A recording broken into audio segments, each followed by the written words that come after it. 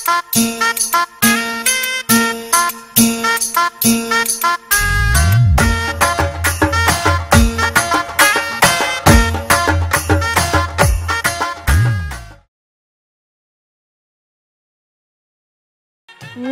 मी दिशा काटकर. नमस्कार, मी सारंग नेरकर. तुमचं स्वागत करतो ऑफ बीट भटक या पहिल्या एपिसोडच्या जय वाग्या च्या एपिसोड मध्ये आम्ही आलेलो आहोत माळ नावाच्या या सुंदर गावात, मुरबाड तालुक्यात, ठाणे जिल्ह्यात, महाराष्ट्र राज्यात, भारत देशात, एशिया खंडात आणि ह्याच पृथ्वी. ते खेकडे खायसाठी ह्याचं जे काही हा जो काही उतावळा झालाय त्याच्याने तुम्हाला कळालंच असेल की आम्ही इथे आलेलो आहोत खेकडे खायला. पण आम्ही असं कॅज्युअली कुठेतरी जाऊन खेकडे खायला नाही आलेलो आहोत. आजच्या एपिसोडची मजाच वेगळी आहे कारण आम्ही इथे पारंपरिक पद्धतीने, आदिवासी पारंपरिक पद्धतीने पकडलेले चिंबोरी म्हणजेच खेकडे आणि त्याच पद्धतीने पारंपरिक पद्धतीने तयार केलेले अतिशय चविष्ट असे खेकडे खायला इथे आलेलो आहोत. आणि मला तुम्ही कॉमेडी करताना बघितलंय आणि तुम्ही मला सिरियस घेणार की नाही ह्याच एका टेन्शनमुळे एका सिरियस फेसला आणि जो असे सिरियसली प्रश्न विचारेल म्हणून सारंग नेरकरला मी बोलवलेलं आहे. आणि इथून पुढच्या सगळ्याच एपिसोड्समध्ये तुम्हाला ह्याला झेलावं लागेल. So all the best. आणि अभिजात मराठीवर ह्या OTT प्लॅटफॉर्मवर हा आमचा पहिला एपिसोड. आम्ही खूप एक्सायटेड आहोत. तर जय वाग्या. तर फायनली आपण आलेलो आहोत माधू शीद यांच्यासोबत इथे बसलोय. ते काय करतायत, कसं करतायत हे सगळं आपण जाणून घेणार आहोत. आणि एपिसोडच्या सुरुवातीलाच आम्हाला भूक लागली आहे कारण आपण खेकड्यांविषयी जाणून घ्यायला आणि ते कसं काय त्या खेकड्यांना पकडतात, कसं बनवतात हे सगळंच बघणार आहोत. माझ्यासोबत आहे सारंग नेरकर. सारंगचे माधू दादा बेस्ट फ्रेंड आहेत. सो सारंग प्लीज त्यांचा परिचय कर. नमस्कार. आपण इथे माधू शेद ह्या आदिवासी शेतकऱ्यांबरोबर आहोत आणि आम्हाला असं कळालं की ते पारंपरिक पद्धतीने चिमोरी म्हणजे खेकड्यांना पकडतात. तर आपण त्यांच्याकडून जाणून घेऊया की त्या पूर्ण प्रक्रियेमध्ये ते पारंपरिक पद्धतीने कसं खेकडे पकडतात. तर माधू भाऊ, आम्ही असं ऐकलंय की ह्या भागामध्ये पारंपरिक पद्धतीने चिंबोरी म्हणजे खेकड्यांना पकडतात. तर ही पारंपरिक पद्धत म्हणजे काय, तुम्ही कशी पारंपरिक पद्धत शिकली, थोडं आम्हाला ह्याच्याबद्दल जाणून घ्यायचंय. साहेब, पारंपरिक पद्धत म्हणजे असे आम्ही जेव्हा जुने लोक म्हातारीपणा किंवा त्याच्या अगोदरपासून पारंपरिक पद्धतीने हे आमची लोक वगे बनवतात. त्या पारंपरिक पद्धतीने त्याच्यापासून आम्ही पण असते शिकत गेलो. आणि कसे खेकडे पकडायचे त्यांच्याचपासून आम्हाला माहीत झालं. सुरुवातीला आम्हाला काही माहीत नव्हतं. ते लोक जेव्हा वडिलांनी आम्हाला सांगितलं का असं नदीत जाऊन खेकडा पकडायचा किंवा त्यांचा असा हे बनवायचा, तर ते मग आम्ही हे बांबूपासून बनवायला लागलो. बांबू आमचं घरचं असल्यामुळं ते वगे आम्ही तयार करायला लागलो. असते लोकही जे जुने जे सांगितलं त्याच प्रकारचं आम्ही तेच करीत गेलो आणि आता आम्ही तेच चालू केलेलं आहे. म्हणजे पूर्वजांनी ज्या पद्धतीने खेकडे पकडले त्याच पद्धतीने तुम्ही पकडता? हा, आम्ही त्याच पद्धतीने, म्हणजे शेकडो वर्षांपासून जे चाललेलं आहे तसंच तुम्ही करता? तसंच करतोय आम्ही. कारण तीच पद्धत आम्हाला, नवीन पद्धत अजून परत कुठं याच्यात आलीच नाही. तर ती आमची जुनीच पद्धत आहे, तीच आम्हाला चांगली वाटते.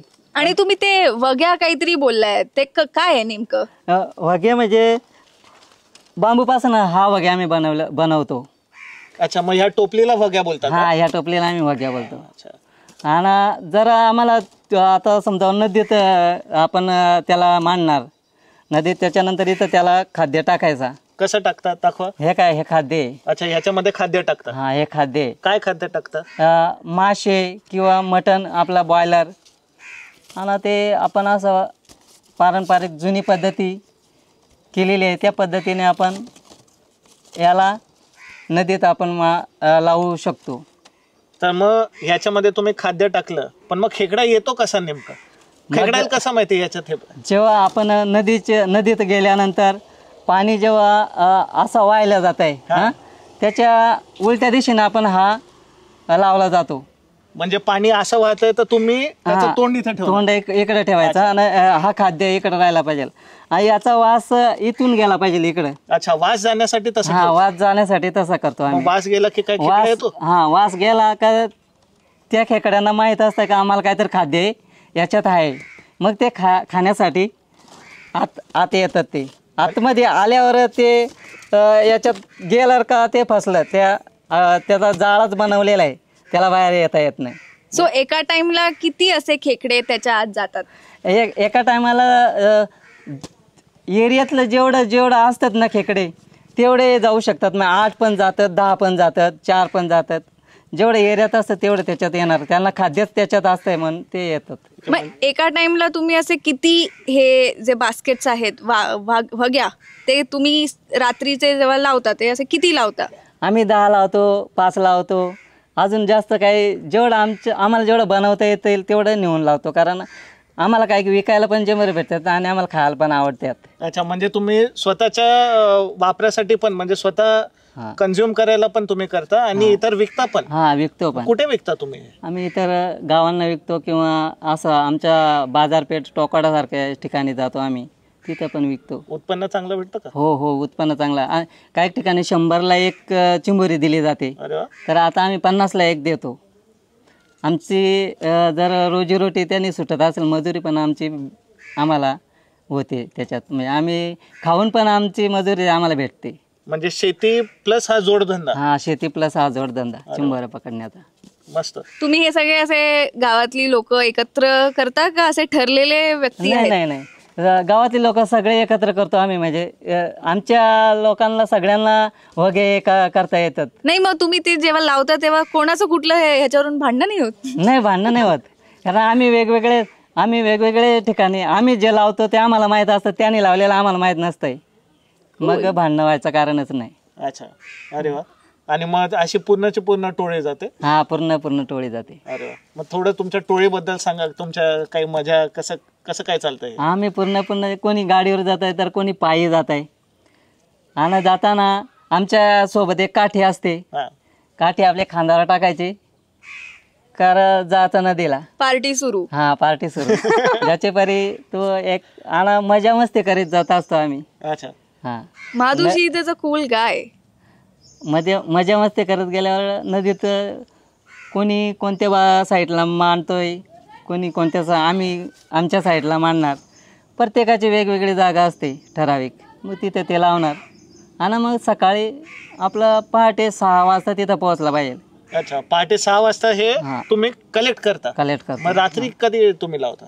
रात्री संध्याकाळी आपण 5-6च्या दरम्यान संध्याकाळी लावतो आणि पहाटे 6 वाजता जायलाच लागतंय. पण मग हे रात्री लावून सकाळी काढायचं काय नेमकं फॉर्म्युला? सकाळी का पण नाही लावू शकत?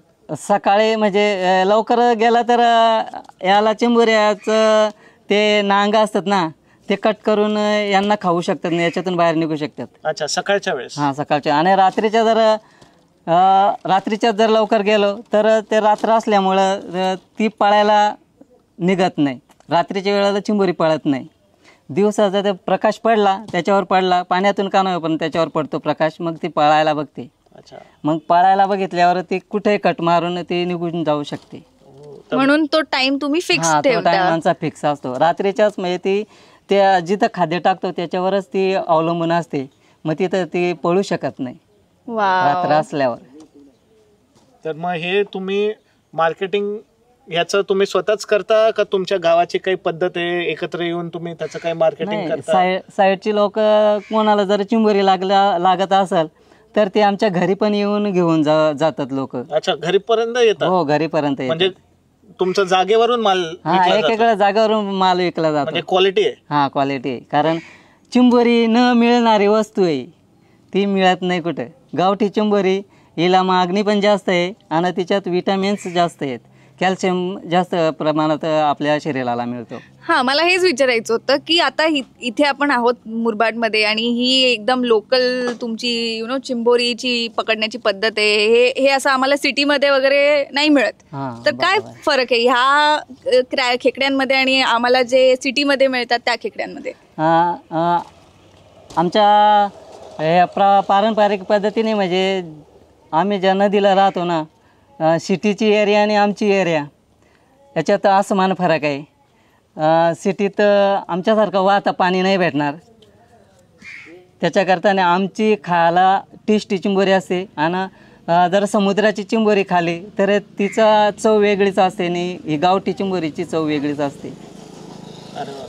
तर मग हे एकंदरीत बघायला गेलं तर एक शाश्वत प्रकाराने तुम्ही करता. हां. तर मग हे कारण की तुमचा हा बांबू पण तुमच्याच शेतातून येतो. हां, बांबू पण आमच्याच शेतातला असतो आणि त्याच्यापासून आम्ही हा वग्या बनवतो.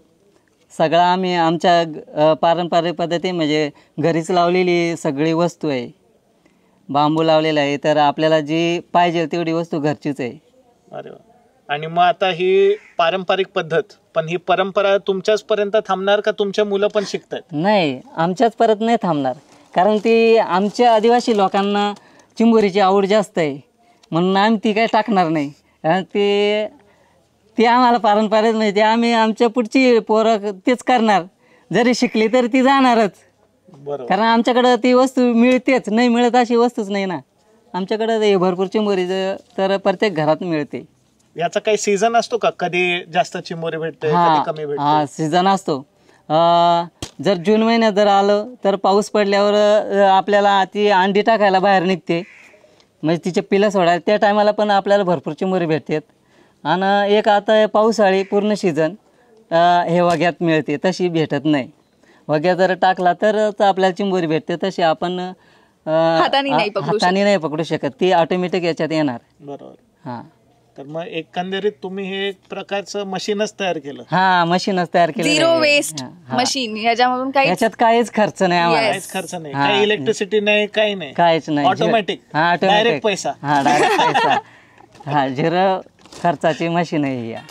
सध्या काय आहे, माहिती वगैरे माधू दादा देतच राहतील. आता सारंगला भूक लागली आहे, त्याच्या तो माझ्या जवळ बसला होता, तर पोटातून गुडगुड आवाज वगैरे येत होता. चला जरा खेकडे बनवून खाऊ. यांची मिसेस आम्हाला खेकडे खायला घालणार आहे. Let's go. काय बोलायचं? जय वग्या. जय वग्या.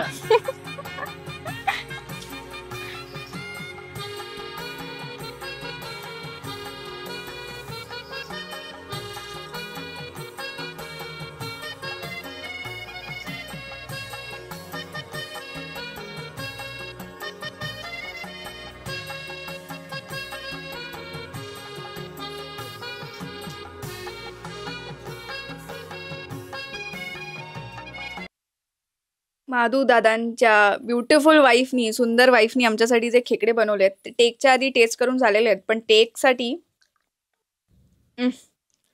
काय वाटतं माधू दादा? खूप सुगरण बायको तुम्हाला मिळाली आहे. काय म्हणजे काय बोलाल? हो,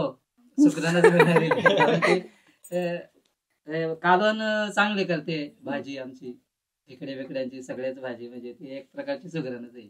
रंजना ताईंचं लाजणं इथे बंद होत नाहीये आणि आमची भूक इथे आता वाढतच चालली आहे. So thank you so much. तुम्ही आम्हाला एवढं प्रेमाने इथे इन्व्हाइट केलंय, प्रेमाने जेवण बनवून आम्हाला खाऊ घातलंय आणि तुमच्या सर्व पारंपरिक पद्धती आम्हाला दाखवल्या. कसं तुम्ही खेकडे पकडता ते दाखवलं, आता कसं बनवतात ते दाखवलं, आता कसं खायचं ते पण दाखवलं, आणि त्याच्यानंतर मस्त झोपायचं पण दाखवणार. खायचं ते पण दाखवणार आहे. चालू करूया. बाय. तर माधू दादा आणि रंजना ताईला मला मनापासून, मला आणि सारंगला आणि टीम अभिजात मराठीला धन्यवाद बोलायचं आहे. आणि त्यांच्या मुलांनाही सुद्धा त्यांनी खूप खूप खूप जास्त आम्हाला मदत केली या शूटमध्ये. आणि आजचा पूर्ण दिवस आमचा एवढा मजेशीर आणि नवीन काहीतरी शिकायला आणि बघायला मिळालंय आणि खेकडे खायला मिळालेत.